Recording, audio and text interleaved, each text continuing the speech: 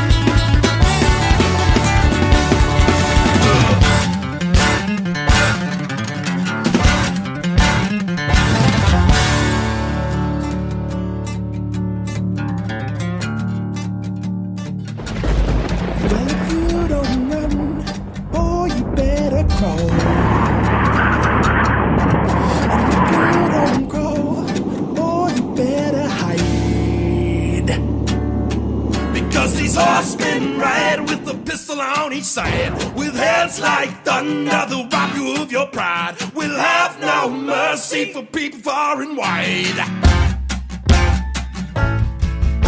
We horse and ride with a pistol on each side. With hands like thunder, we'll rob you of your pride. We'll have no mercy for people far and wide.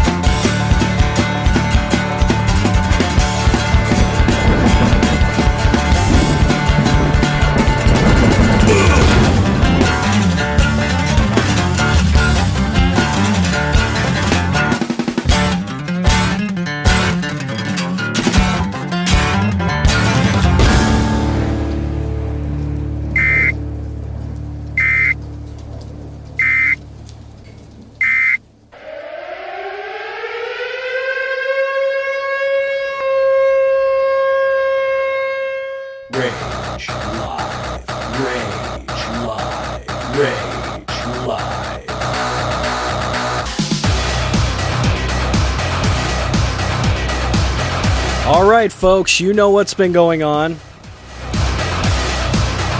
Hurricane Irma decided to fuck with my co-host. That's what's going on. That fucking bitch. Welcome to Rage Live. I'm your host, Alan Wayne, without Guy Shea tonight. That pussy, that motherfucking pussy. A little power outage, a little water. Come on, a little water from the sky, a little water on the ground, a little, little power outage. Oh my God, I can't live without electricity. Oh my God. And he ain't here. He just ain't fucking here right now. He'd leave me all alone in sunny Southern California to do this show by myself. DJBadGuy is the rage behind Rage Live. He is the evil behind this broadcast. I'm not that evil. Well, maybe a little. Well, those who know me. But I'm not that bad. Guy is the ultimate evil. He's the driver to this show. And he ain't here. One can only speculate, because last night, this was pretty much all you heard during his show.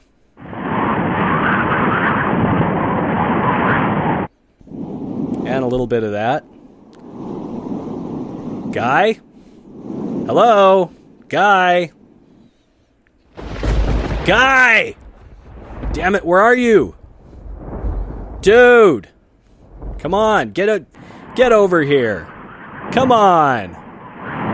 Yeah, just little clips there of the weather. But anyway, so in all seriousness, ladies and gentlemen, I do not hope that anything happens to Guy. I really don't hope that anything happens to Guy. I hope that he's okay. I hope that him and his family are safe. I hope that his Chevy S10 didn't go floating down the river. And I hope that motherfucker wasn't dumb enough to shoot at Hurricane Irma. Good afternoon, folks. Miami is receiving some serious flooding and wind, but again, they were just getting the outer bands of Hurricane Irma. It is, as of about 12:20 right now, it is beginning to bear down on the west coast of Florida. I'm sure many of you are keeping track of this. I have been. I've been watching some live streams from private citizens out there, and it is... I apologize. This guy's boring as fuck, but what he has to say a little bit later is pretty funny. But don't shoot at Hurricane Irma. Cops were forced to issue a warning after the idea went viral. I have to show this really quickly. There's two fellows that look like they're shooting it with their phone. That's not what we're discussing here. That was Floridians brace... Die, you fucking hurricane! Die, motherfucker! Forcing police to issue a warning not to shoot at the hurricane. It all started with the Facebook event Shoot at Hurricane Irma, which was scheduled for 10 a.m. local time. All right, what a fucking troll that is, right? That is an awesome troll. I mean, you get a bunch of people, especially in Florida. We know that Florida is the cesspool of the earth. We know that Florida is the armpit. Actually, Florida is not the armpit. If you look at it kind of, I don't know, like America, like the continuous 48's a body, right? And you look at it's kind of, if America is like this stretched out person who's kind of stretched out like a star, Florida's probably that nasty ingrown toenail, that nasty ingrown pinky nail that just kind of is crusty and overgrown and a lot of nasty crap in there. That's what Florida is. Florida has been described by some as the only place in the earth where three things have in common: the age, the IQ, and the temperature are all in their 80s, most likely. Well, I completely fucked up that joke. Let's listen to Mr. Boringstein here. Sunday, so that was close to 2.5 hours ago. Let's show Irma that we shoot first, the event's description read. At the time of this writing here, over 25,000 people have said they attended, with another 53,000 having marked themselves down as interested. Okay, first of all, who believes this shit? Who believes that people are actually going to take guns out and fire at a hurricane? Second of all, who are the people that actually do believe in this movement? Yeah, let's go shoot at the hurricane. That'll scare it away. Let's go take bullets and fire at the hurricane. Why don't we do that? That sounds like a great idea. Okay, and I don't think that Rambo here was one of them, or Sly Stallone. Was this where he played Rambo? I don't remember. That was a long time ago. Now, this event was created by 22-year-old Ryan Edwards, who told the BBC, the British Broadcasting Company, he set it up due to a combination of stress and boredom. Did you hear that guy's attempt at a British accent? The British Broadcasting Company. This guy must be from Florida. Dope. The response is a complete and total surprise to me, Edwards added. But here's the thing.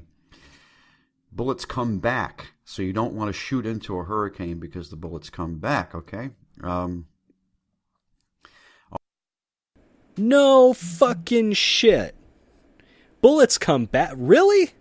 Really? If you shoot, bullets come back. Wow. Okay. That's great. All this activity prompted the Pasco Sheriff's Office to issue a warning not to shoot at Irma. You won't make it turn around. It will have very dangerous side effects, the police department noted. To clarify, do not shoot weapons at Irma. You won't make it, okay, as we just said. The popularity of this guy has 1.5 million YouTube followers. Excuse me. And I got like 44 followers on Spreaker. What the fuck?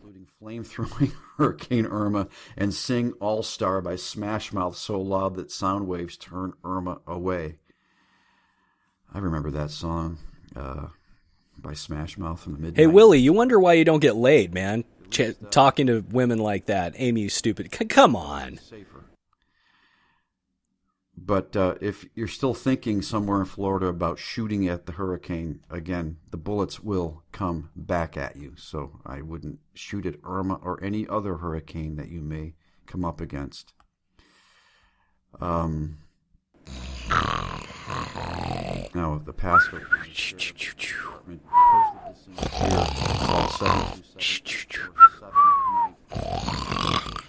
727-847-8940 if you've had a recent background check and want to be a volunteer at a shelter. So anyway, folks, just wanted to share that with you. Don't shoot at hurricanes, okay? You know, this guy just changed my life.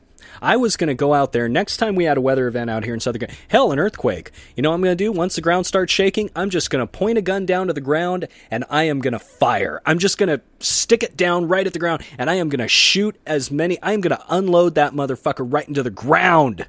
That's right. We humans are superior to Mother Nature. We humans have dominated the earth. And now is our time. So don't you be taking that shit away from us, Harvey. Don't you be taking that shit away from us, Irma. This is our land now. This is our home. This is our turf. This is our yard. Our yard. And you don't do that shit to us. You don't do that shit to human beings. We'll show you. We'll fire our sophisticated weapons right into your fucking ass. Here's Cody Prevost.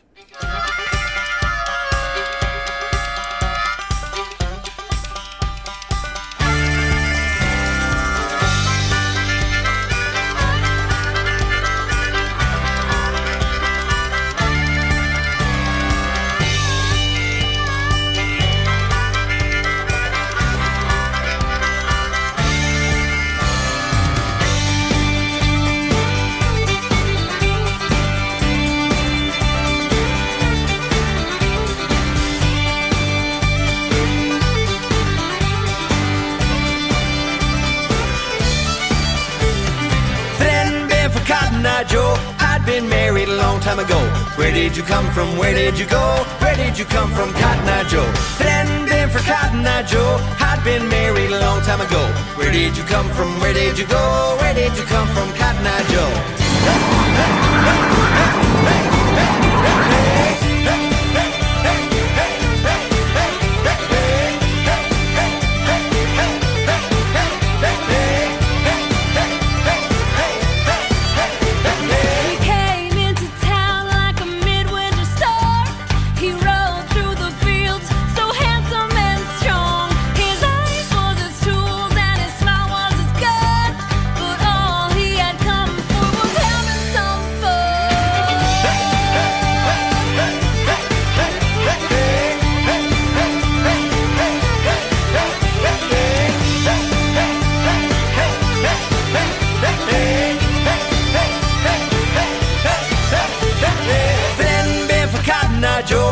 Been married a long time ago. Where did you come from? Where did you go? Where did you come from, Cotton Eye Joe? If it hadn't been for Cotton Eye Joe, I'd been married a long time ago. Where did you come from? Where did you go? Where did you come from, Cotton Eye Joe?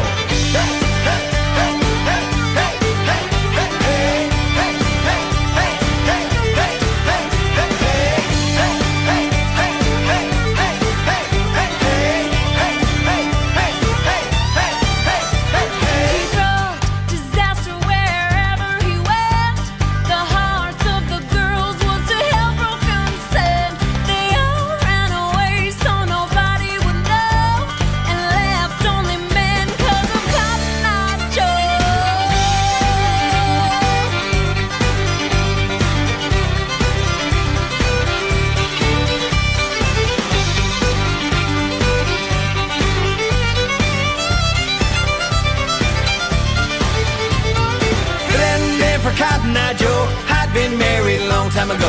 Where did you come from? Where did you go? Where did you come from, Cotton Eye Joe? If it hadn't been for Cotton Eye Joe, I'd been married a long time ago. Where did you come from? Where did you go? Where did you come from, Cotton Eye Joe? Hey, hey, hey, hey, hey, hey, hey, hey, hey, hey,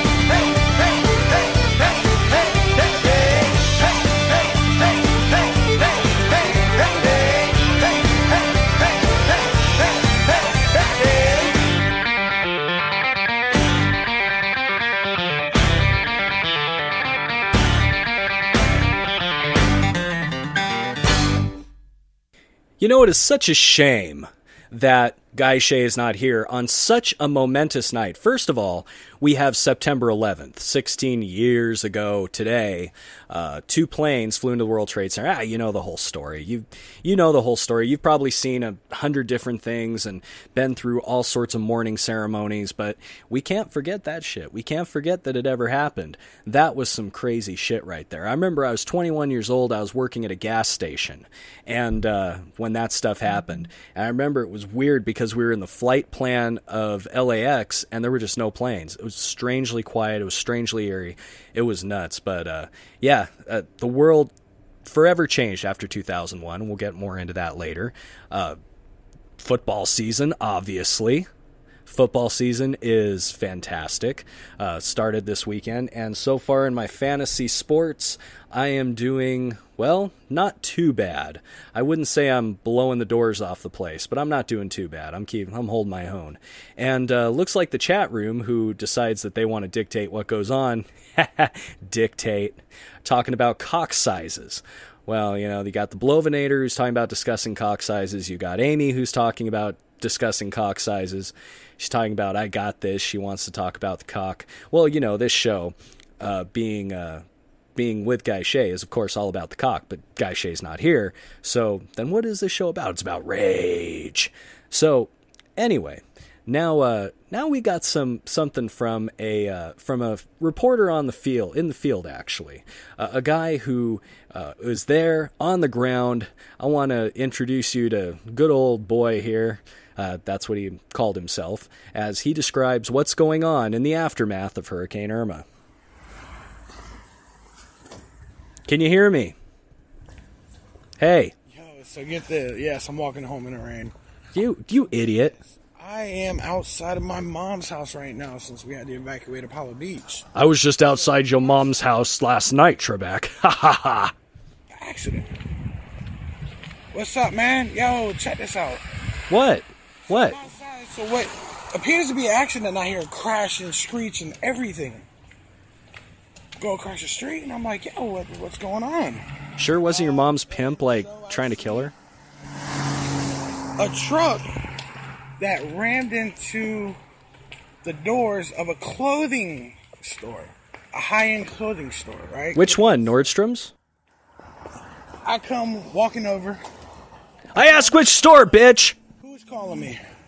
Dan. Okay. Somebody can message Dan and tell him I'm live right now. I'll get right on that. So speak, you twit!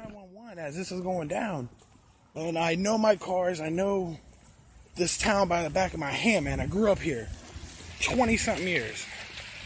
So, damn, it's pouring. I'm so far. So, I am... He's wet and he's vibrating, ladies. So, as I'm walking over, I'm giving a description. This truck rams into the building, and they start unloading the store like no tomorrow. So, I'm on the phone with the Temple Terrace Police Department. Now, on other shows, you hear about all of the relief efforts. You hear about all the feel-good stories, but that's not what this show is about. That is not what Rage Live is about. Rage Live is about what really happens. Rage Live is about the dirt and the grime and the grit and the just reality of life. Sometimes, you know what? Sometimes you want to help somebody else out. Sometimes you get your satisfaction by helping others, but sometimes you just got to help yourself, bruh. And they were all around me. They happened to be all around me in unmarked cars. They ended up catching the fags. So happy. So happy they got caught. Because the penalty for looting in a state of emergency, it's like... I thought you were in the state of Florida. Womp womp. The penalty is what the officer told me.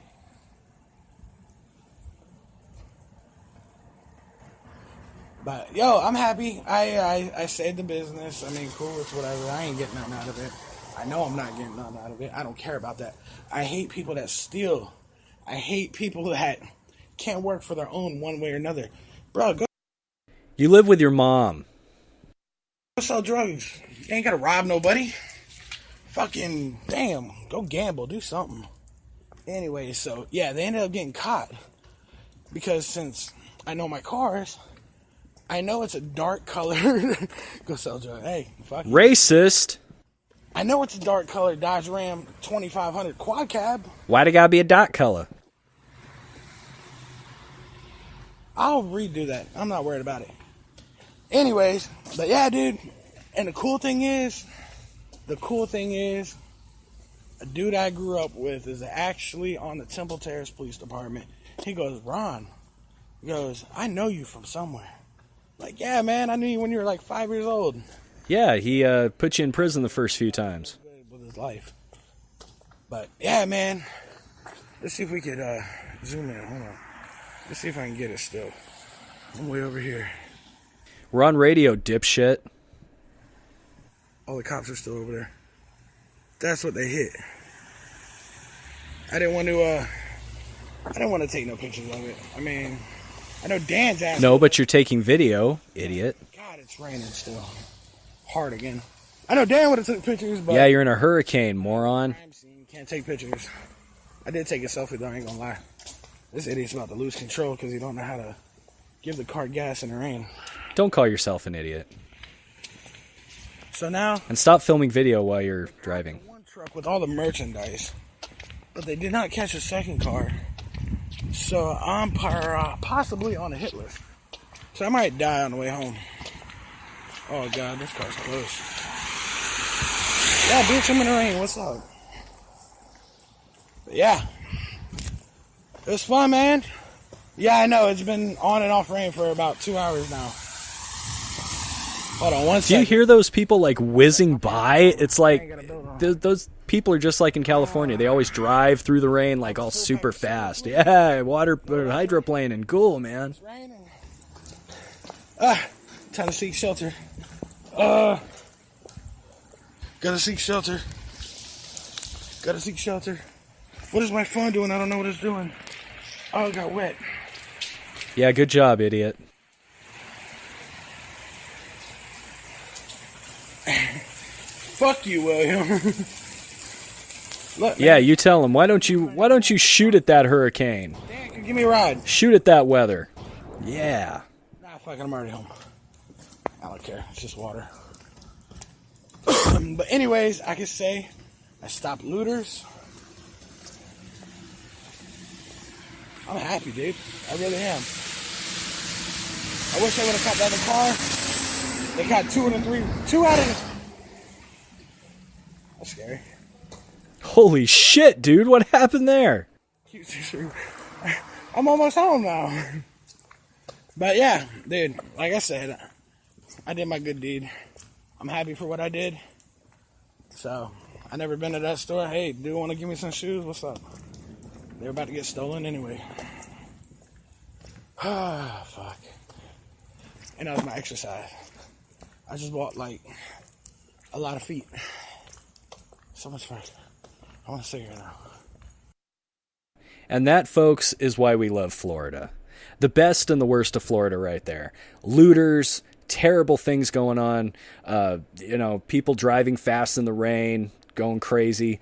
And this dude, proud of doing his civic duty, and he walked about, 20 feet, and he wants a cigarette. Gotta love Florida, man. Seriously, hope everybody in Florida and Georgia's okay, and along that Florida-Georgia line. And we're going to play a little bit more of Cody Prevost. This is Honky Tonk Groupie here on Rage Live. Back with more after this.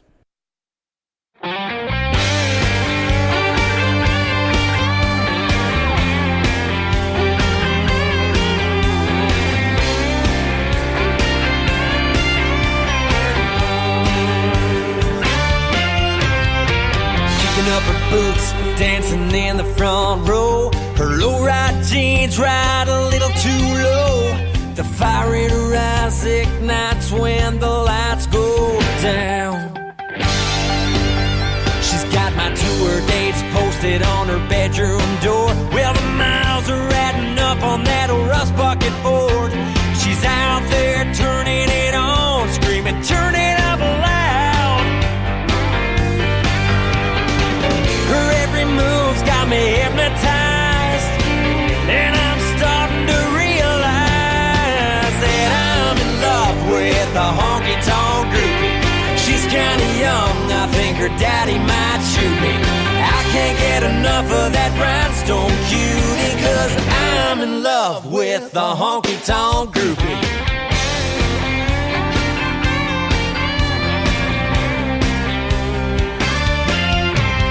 Up here on the stage, the view sure is fine. That skin tattoo top messing with my mind. It's everyday spring breaking, man, that girl's gone wild. She's got me tripping over every word. I wanna scream it out to the world that I'm in love with a honky-tonk groupie. She's kinda young, I think her daddy might shoot me. I can't get enough of that rhinestone cutie, 'cause I'm in love with a honky-tonk groupie.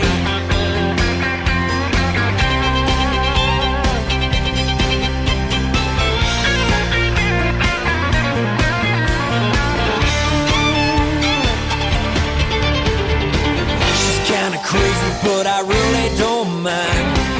Freaky deaky, but so sexy at the same time. There's something about her, I gotta make her mine. Well, I'm in love with a honky-tonk groupie. She's kinda young, I think her daddy might shoot me. I can't get enough of that rhinestone cutie, 'cause I'm in love.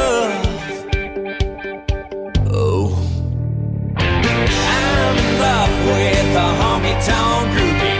She's kinda young, I think her daddy might shoot me. I can't get enough of that rhinestone cutie, 'cause I'm in love with a honky-tonk groupie.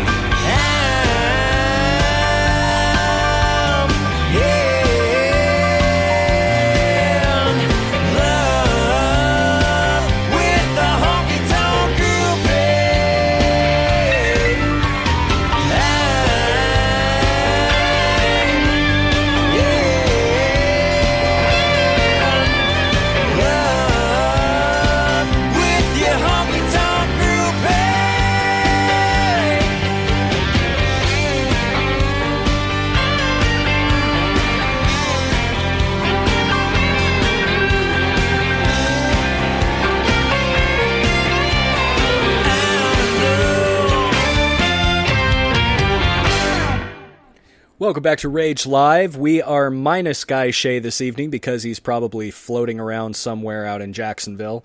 Probably driving his car in the rain like he's not supposed to. Probably one of those guys who shot at the fucking thing.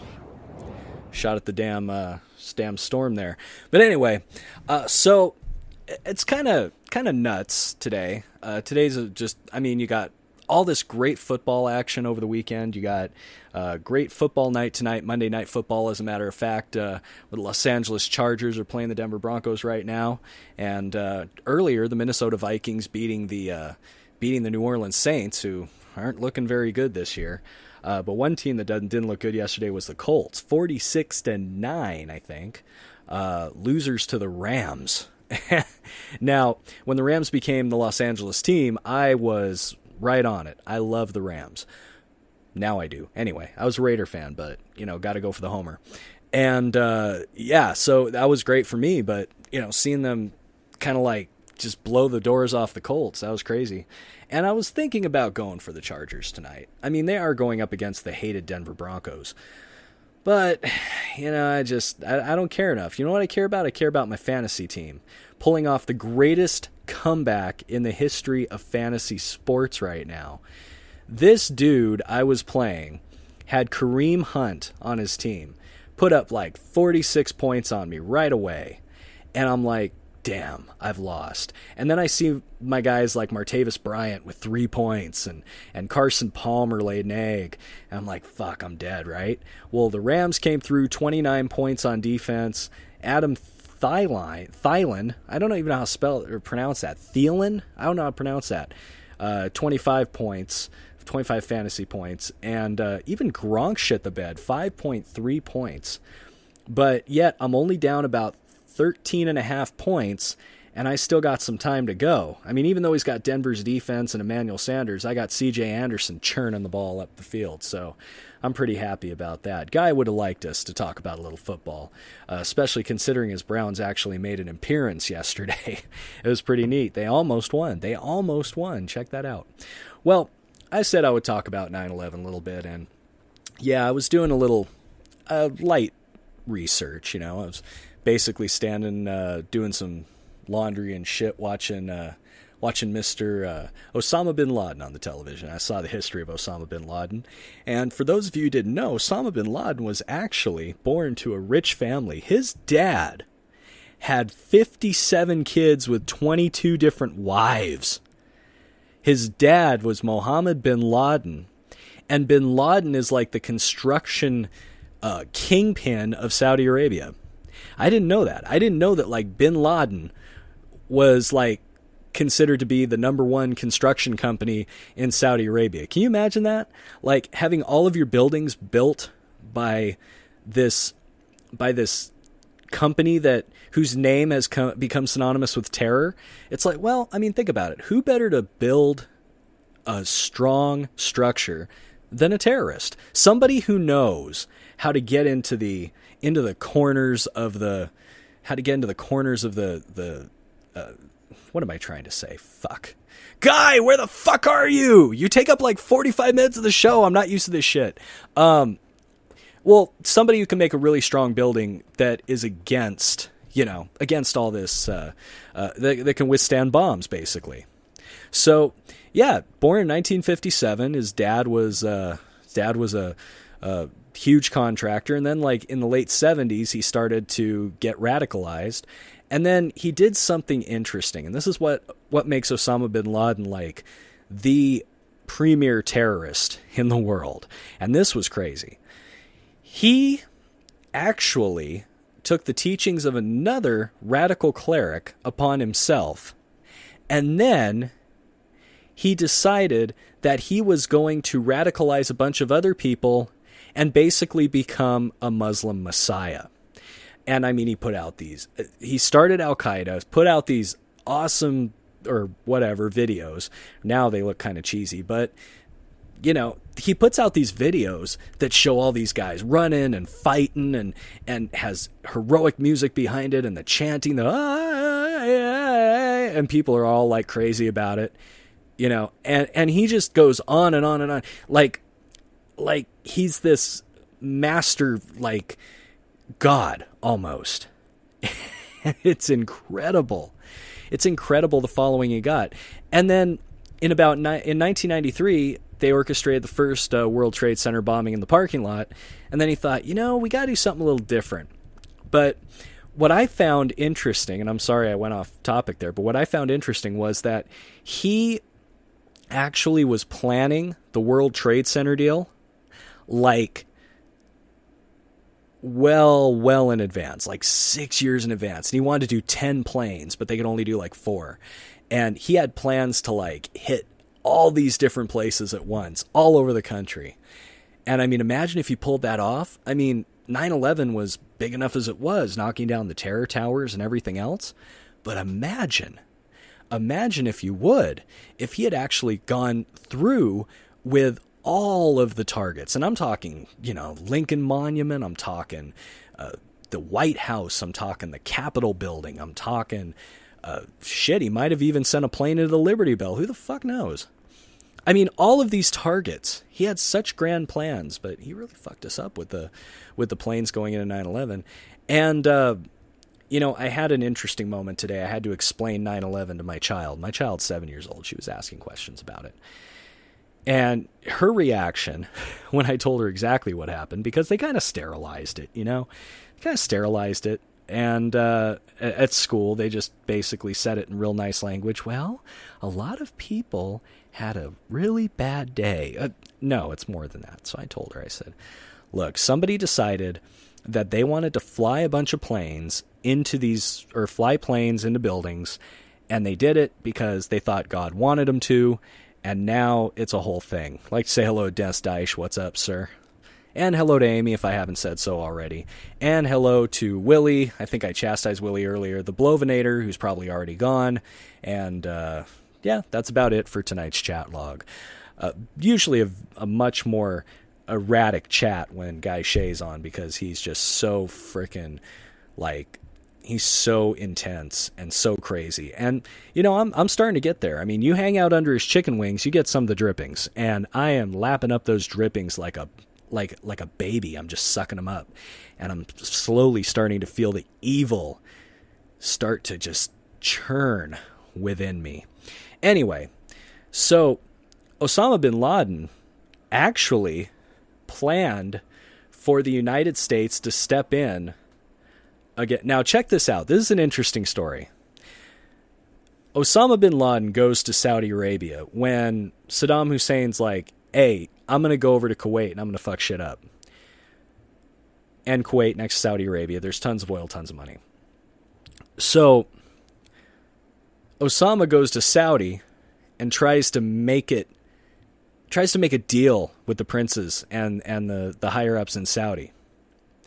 And what he does is he goes into him and says, I'll give you 30,000 troops and we'll take care of this. They turned him down and they had the U.S. come defend him. Good call. Really good call. But Osama got a little pissed, and I would imagine why. But from then on, he had this plan that he was going to go after the United States because he saw them like in their bases, you know, sunbathing and drinking and doing all these things.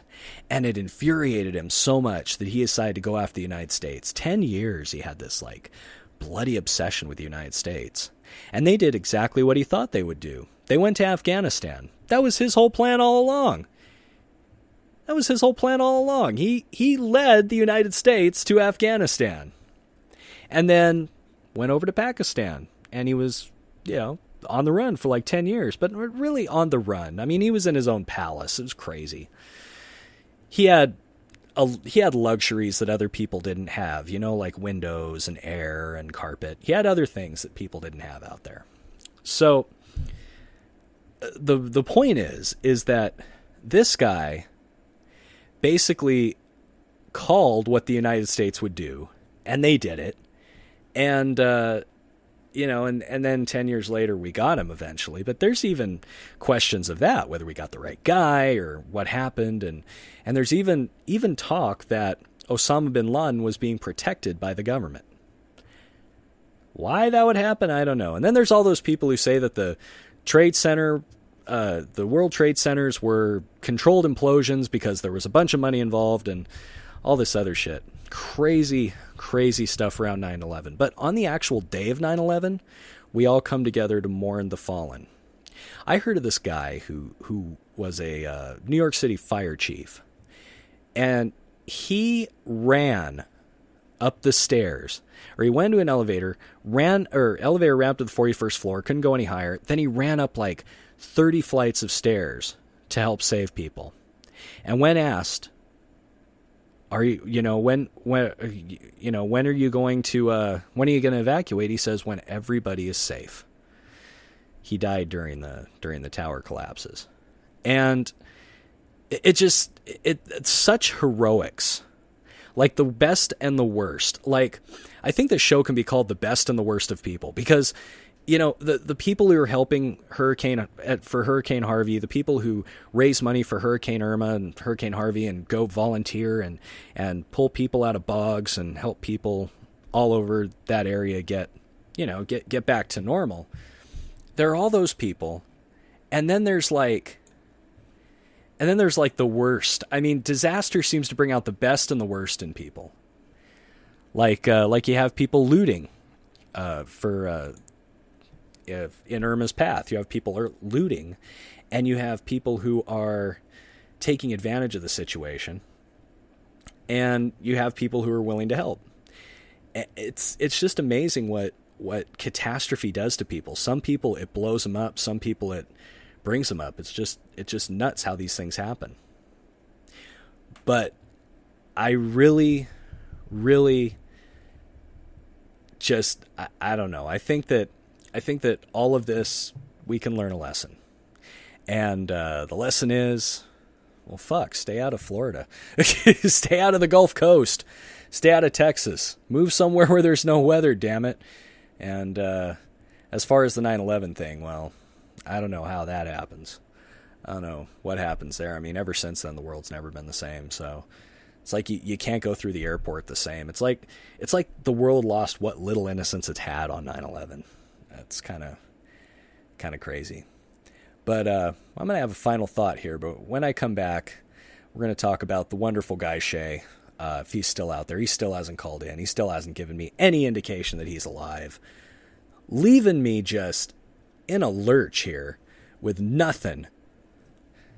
I mean, just nothing to do.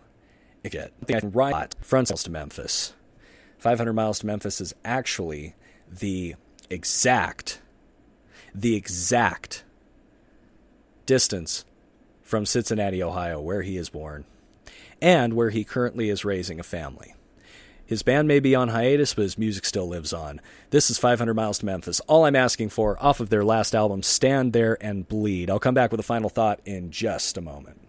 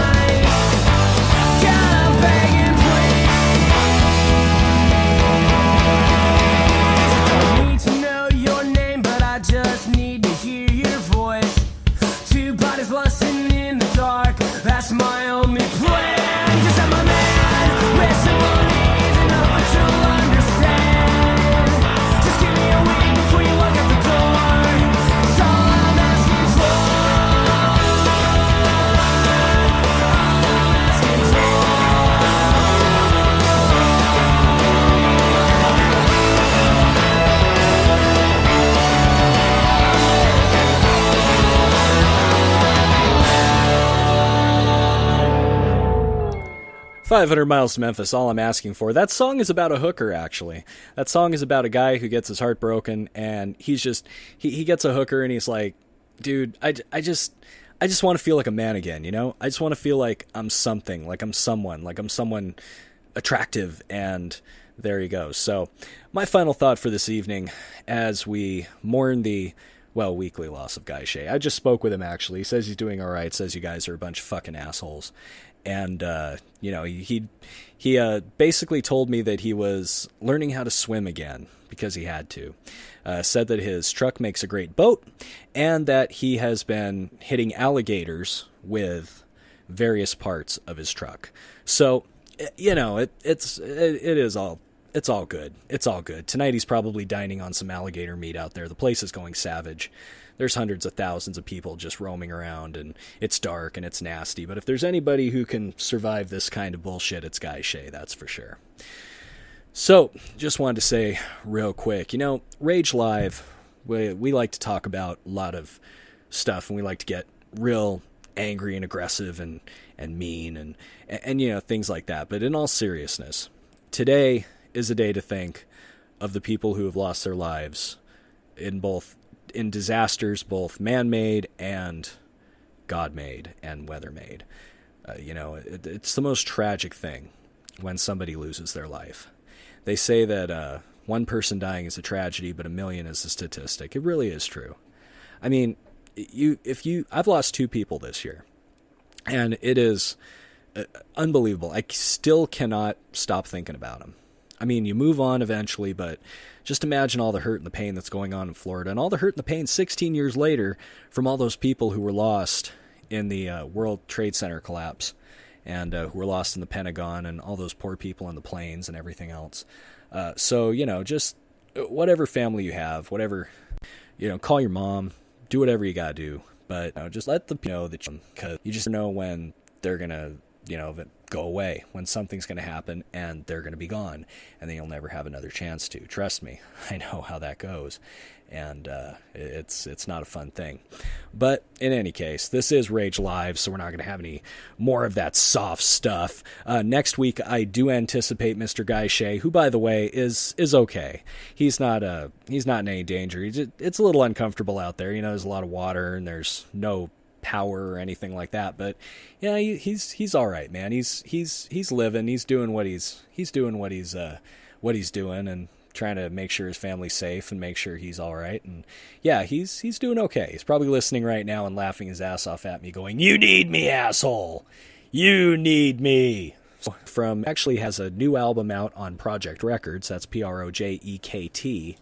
And this is a song about Star Wars. This is a song about meeting up in a lovely cantina. This has been Rage Live. I apologize for the lack of rage, but no, I don't. Fuck you all. All right, here's Voltaire, and hope you have a great evening, and I'll catch you a little bit later this week on another show.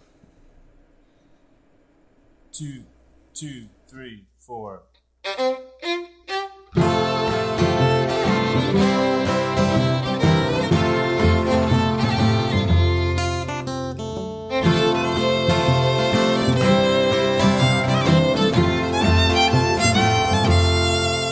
Well, I went down to Mos Eisley for a converter.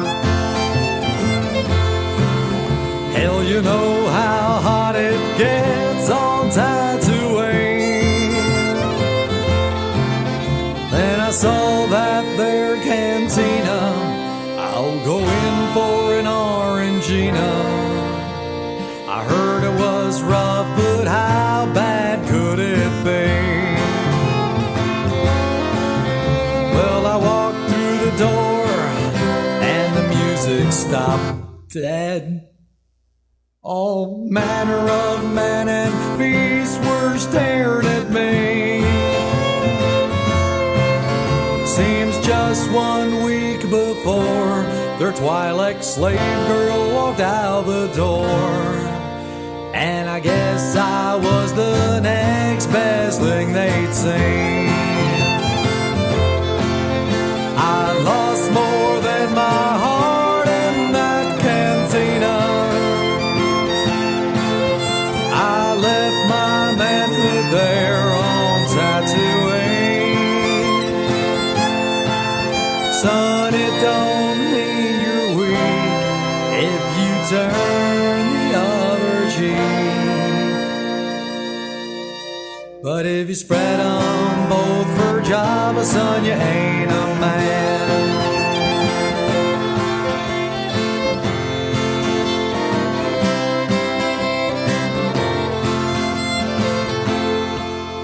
Oh, Hammerhead, he fixed his mind to screw me.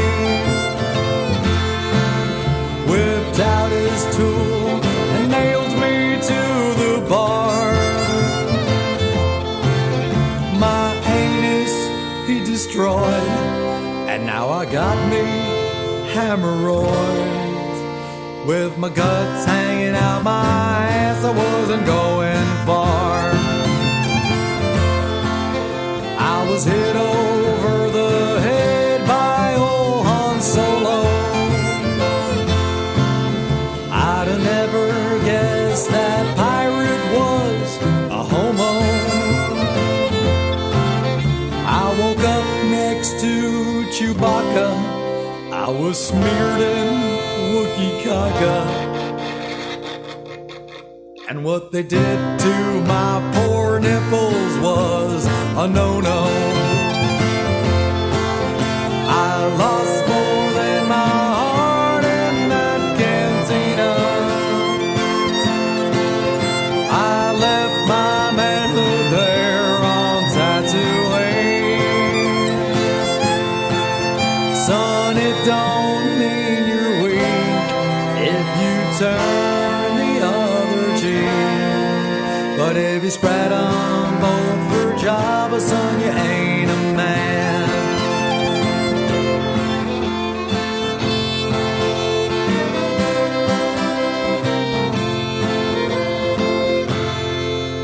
Oh, salacious crumb is so small you can't detect him.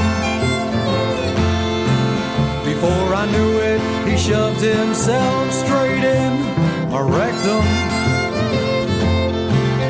And then, just to be heinous, he screamed real loud out of my anus. Now I got an anal car alarm and I can't disconnect him. Oh, Greedo, Greedo, he grabbed his green weenie and he yanked that sucker till it was so teeny. He took me into Jabba's hut. He stared intently at my butt.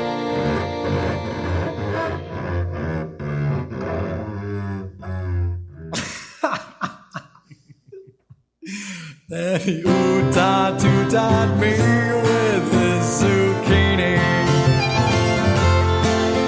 I lost more than my heart in that cantina.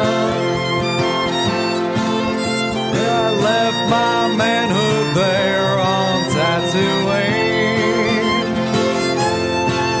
Son, it don't mean you're weak if you turn the other cheek. But if you spread them both for Jabba, son, you ain't a man. Take it away, boy.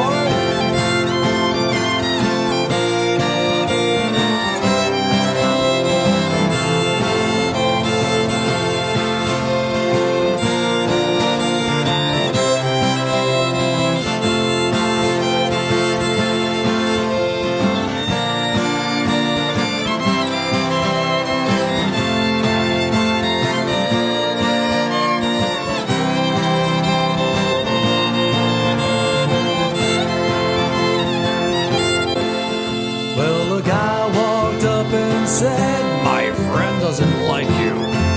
I said, sorry. He said, I don't like you either. You better watch yourself. I think his name was Tom Waits. Well, then some old dude who taught Vader chopped his arm off with a saber. It later made for one red-hot anal invader. On the floor, beat to a stupor. Then I was saved. There at the door were 10 stormtroopers. But then my hope faded away. I didn't know they cloned them gay. And they each took turns stormtrooping me in the pooper. I lost more than my heart in that cantina. I left my manhood there on Tatooine. So